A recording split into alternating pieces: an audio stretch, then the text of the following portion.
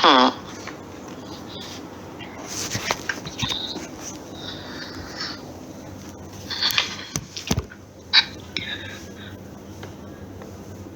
तो बोला कि वही साधक, कब पॉइंट चल रहा है कि क्रमशः तामसी गुण न्यून होने पर राजसी गुणों की प्रधानता तथा सात्विक गुण के स्वल्प संचार के साथ साधक की क्षमता वैश्य श्रेणी की हो जाती है।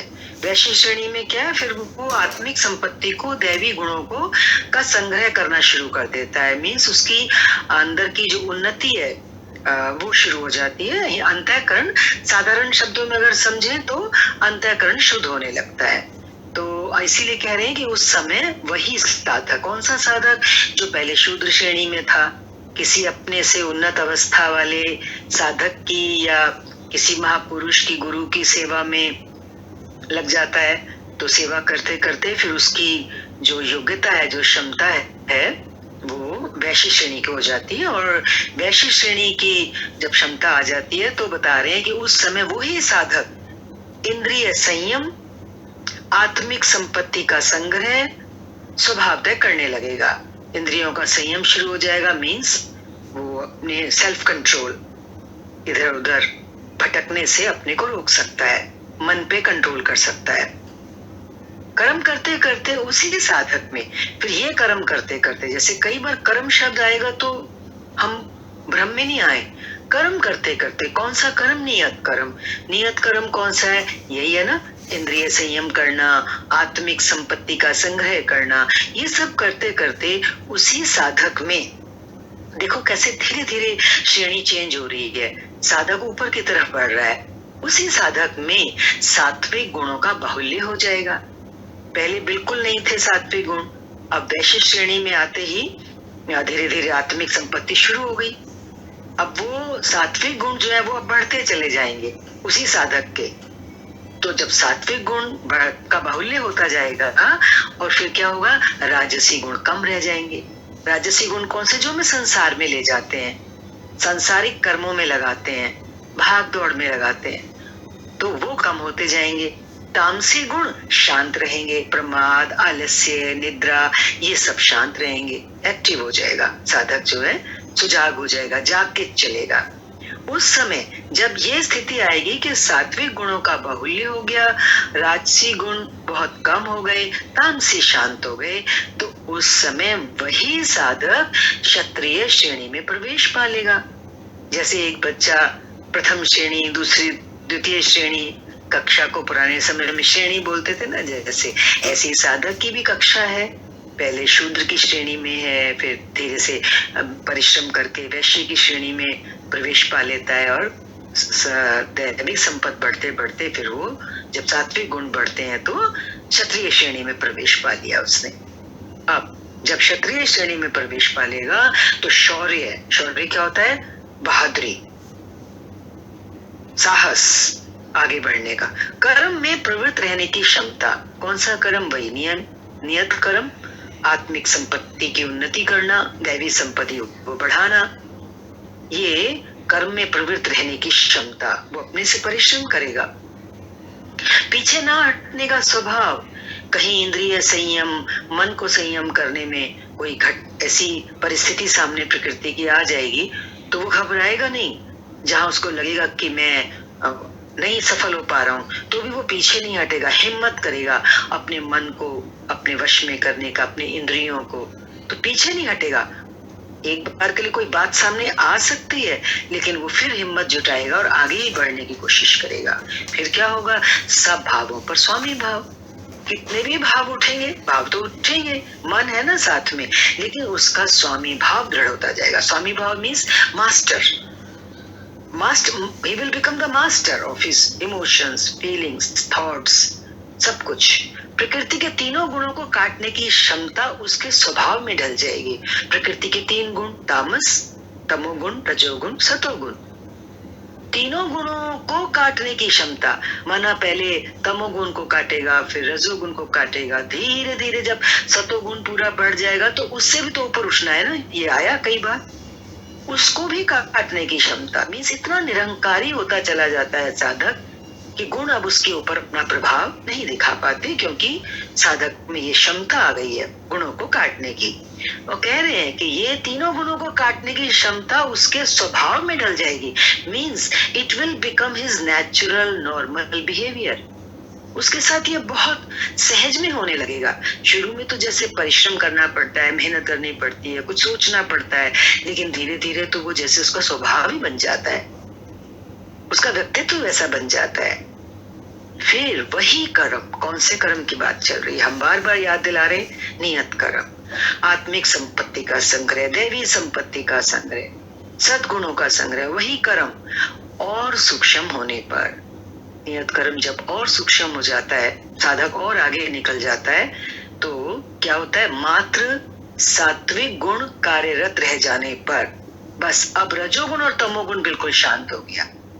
जब कर्म और ज्यादा सूक्ष्म हो गया, मीन साधक आगे निकल गया, तो उसके रजोगुण और तमोगुण बिल्कुल शांत हो जाते हैं और सात्विक गुण सिर्फ उसके अंदर शेष बचते हैं। इससे क्या होता है, सात्विक गुण कार्यरत रह जाने पर मन का शमन, मन का नाश, इंद्रियों का दमन, इंद्रियों पर पूरा कंट्रोल, नियंत्रण, जहां चाहे वहां यूज करे वो साधक, जहां नहीं उसको उचित लगता वहां से वो अपनी इंद्रियों को वापस लाता है। उसके अंदर इतनी क्षमता होती, एकाग्रता, ध्यान में बैठता है तो उसका चित्त शांत है, एकाग्र है। सरलता, स्वभाव में सरलता, जो भीतर सो बाहर, कोई छल कपट ये सब उसको फिर अच्छा नहीं लगता। ध्यान समाधि, ईश्वरीय निर्देश, ध्यान सहज में अपने आप ही लगने लगता है, ध्यान को, समाधि को और उच्च अवस्था है। ईश्वरीय निर्देश, अंदर से जो परमेश्वर की आवाज होती है, जो बहुत धीमी होती है, बहुत हल्की होती है, उसको सुनने की उसकी क्षमता डेवलप हो जाती है। आस्तिकता, उसका इतना विश्वास हो जाता है कि परमात्मा है ही है, जब वो ही है तो उसका सब भय भी दूर हो जाता है। असली आस्तिकता तो वही है ना, जब अभय में स्थिति हो जाती है साधक की, उसी को आस्तिकता कहेंगे। तो ये जब सब चीजें जो है ये उसके लिए अब स्वाभाविक हो गई, ध्यान समाधि लगाना नहीं पड़ता, वो हर समय अपने ध्यान में ही है। लगाना पड़े वो तो एक लादने वाली चीज हो गई, और ध्यान में ही है, हर समय उस परमेश्वर से ही जुड़े हुए हैं, हर समय उसको ईश्वरीय निर्देश अंदर से सुनाई पड़ रहा है, मीन्स अंतःकरण शुद्ध हो चुका है। ऐसा थोड़ी अंदर से निर्देश ही आते रहेंगे, अंतःकरण इतना शुद्धतम हो गया है कि अब उसके चित्त में एकाग्रता है, उसके व्यवहार में सरलता है, इंद्रियों और मन पर उसका संयम है। तो जीवन कैसा हो गया, बिल्कुल आस्तिक जीवन हो गया, मीन्स वो खुद भी एक ईश्वर का रूप हो गया ना। आस्तिकता तो जैसे उसके अपने व्यक्तित्व में ढल गई, वो स्वयं ही एक ईश्वर का रूप हो जाता है साधक जो है। इत्यादि ये सारी जो बातें बताई, मन का शमन, इंद्रियों का दमन, एकाग्रता, सरलता, ध्यान, समाधि, ईश्वरीय निर्देश, आस्तिकता इत्यादि ब्रह्म में प्रवेश दिलाने वाली स्वाभाविक क्षमता के साथ, ये सारी जो गुण अभी ऊपर गिनवाए, क्षमताएं जो भी गिनवाई, ये ब्रह्म में प्रवेश दिलाने वाली बहुत सहायक है उसमें। इन स्वाभाविक क्षमता के साथ वही साधक ब्राह्मण श्रेणी का कहा जाता है।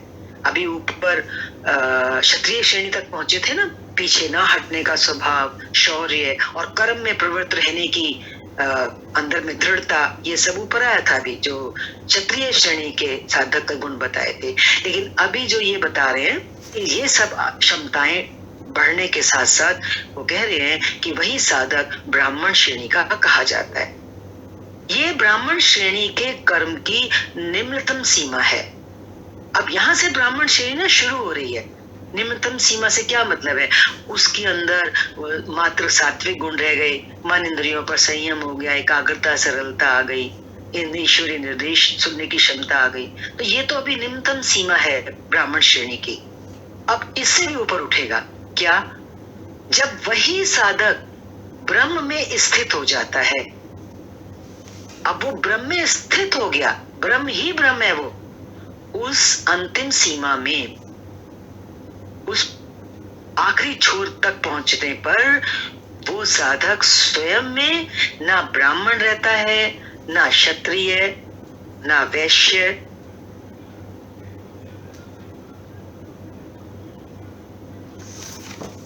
ना शूद्र, किंतु दूसरों के मार्गदर्शन हेतु वही ब्राह्मण है।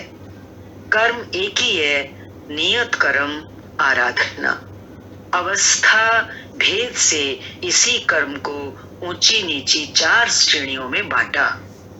वही था ना, शूद्र, वैश्य, ब्राह्मण और क्षत्रिय। किसने बांटा? क्वेश्चन है। किसी योगेश्वर ने बांटा, अव्यक्त स्थिति वाले महापुरुष ने बांटा।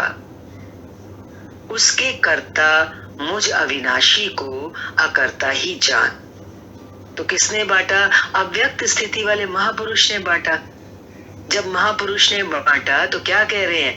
उसके कर्ता मुझ अविनाशी को अकर्ता ही जान। वो जो 4 श्रेणियों में बांटा, वो जो कर्तापन हुआ, वो तू मुझे कैसा जान? अकर्ता ही जान, मुझ अविनाशी को। क्योंकि ये जो करने वाला तत्व है, वो तत्व कौन सा है? वो तो ईश्वरी तत्व है। वो ईश्वर का तत्व क्या है? वो अविनाशी तत्व है। तो जो अविनाशी तत्व है, वो तो उसमें तो कुछ होता नहीं है। लेकिन महापुरुष एक साधन बन करके, माध्यम बन करके ऐसा करता है कि जो उसके पास भक्त आते हैं, वो 4 श्रेणी में किस तरह से आगे बढ़ रहे हैं धीरे धीरे। तो ये सारा विभाजन यहाँ पे बताया गया। और ये भी बताया गया कि हमें कभी भी ईश्वर के ऊपर या महापुरुष को भी कर्ता नहीं समझना है। वो करते हुए भी कैसे हैं?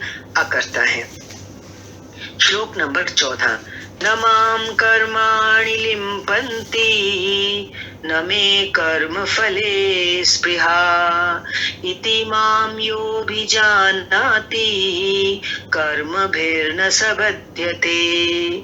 क्योंकि कर्मों के फल में मेरी स्पृहा नहीं है। अब देखो, उसको क्लियर करेंगे कि अकर्ता क्यों जान। क्योंकि कर्ता तो इंसान तब होता, कर्ता तब माना जाता है किसी को जब किसी कर्म के फल में कोई स्पृहा हो, कोई आकर्षण हो। पर भगवान तो कह रहे हैं कि कर्मों के फल में तो मेरी कोई स्पृहा, मेरी कोई प्रीति, मेरा कोई आकर्षण है नहीं। कर्मों का फल क्या है? श्री कृष्ण ने पीछे बताया कि यज्ञ जिससे पूरा होता है उस क्रिया का नाम कर्म है, और पूर्ति काल में यज्ञ जिसकी रचना करता है उस ज्ञान अमृत का पान करने वाला शाश्वत सनातन ब्रह्म में प्रवेश पा लेता है।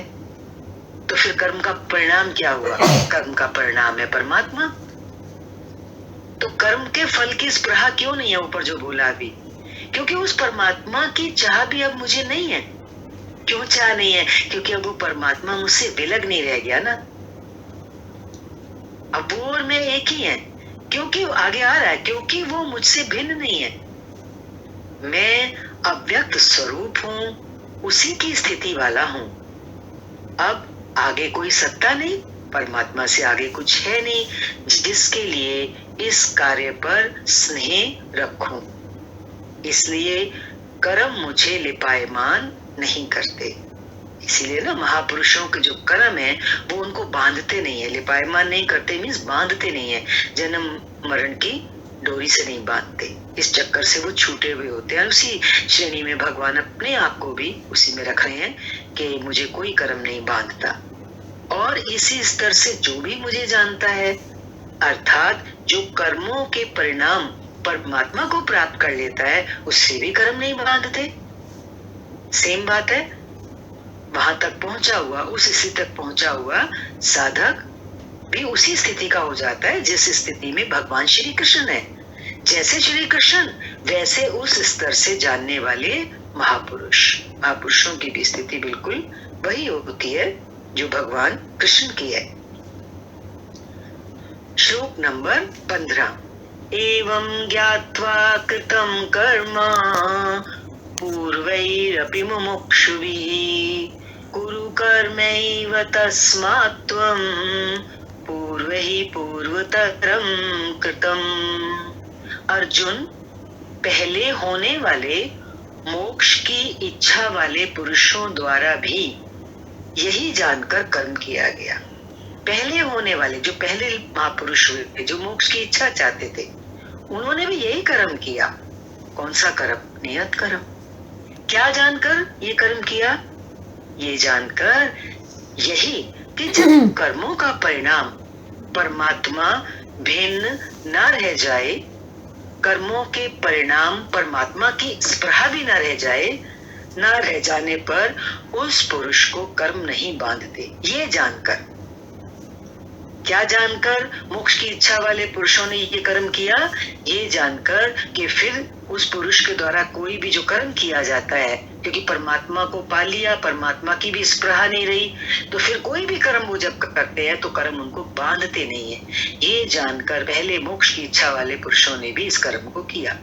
श्री कृष्ण इसी स्थिति वाले हैं, इसलिए वे कर्म में लिपायमान नहीं होते, और उसी स्तर से जब हम जान लेंगे तो हमें भी कर्म नहीं बांधेगा।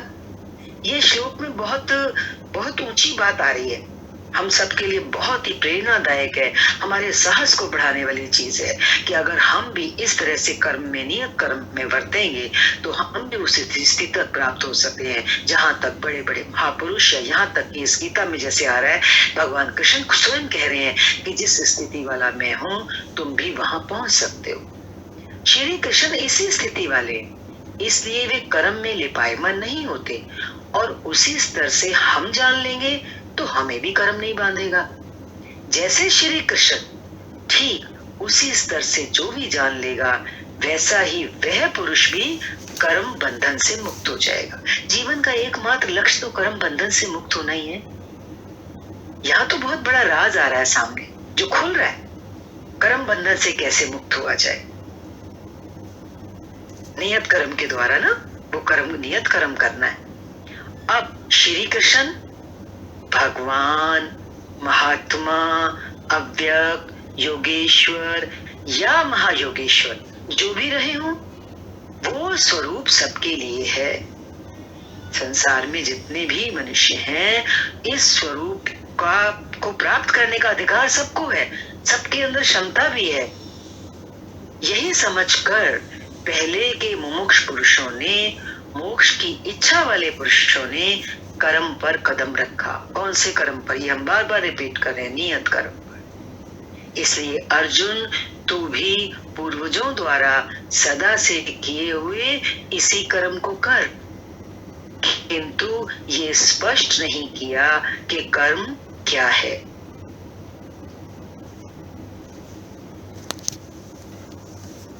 तू भी पूर्वजों द्वारा सदा से किए हुए इसी कर्म को कर, यही कल्याण का एकमात्र मार्ग है। अभी तक योगेश्वर श्री कृष्ण ने कर्म करने पर बल दिया, परंतु ये स्पष्ट नहीं किया कि कर्म क्या है। अध्याय 2 में उन्होंने कर्म का नाम मात्र लिया कि अब इसी को तो निष्काम कर्म के विषय में सुन। उसकी विशेषताओं का वर्णन किया कि ये जन्म मरण के महान भय से रक्षा करता है। कर्म करते समय सावधानी का वर्णन किया, लेकिन ये नहीं बताया कि कर्म क्या है। अध्याय 3 में उन्होंने कहा कि ज्ञान मार्ग अच्छा लगे या निष्काम कर्म योग, कर्म तो करना ही पड़ेगा। ना तो कर्मों को त्यागने से कोई ज्ञानी होता है, और ना तो कर्मों को ना आरंभ करने से कोई निष्कर्मी। हठवश जो नहीं करते वे दंभी हैं। इसलिए मन से इंद्रियों को वश में करके कर्म कर। कौन सा कर्म करे? तो बताया, नियत कर्म कर। अब ये निर्धारित कर्म है क्या? तो बोले, यज्ञ की प्रक्रिया ही नियत कर्म है। एक नवीन प्रश्न दिया कि यज्ञ क्या है जिसे करें तो कर्म हो जाए।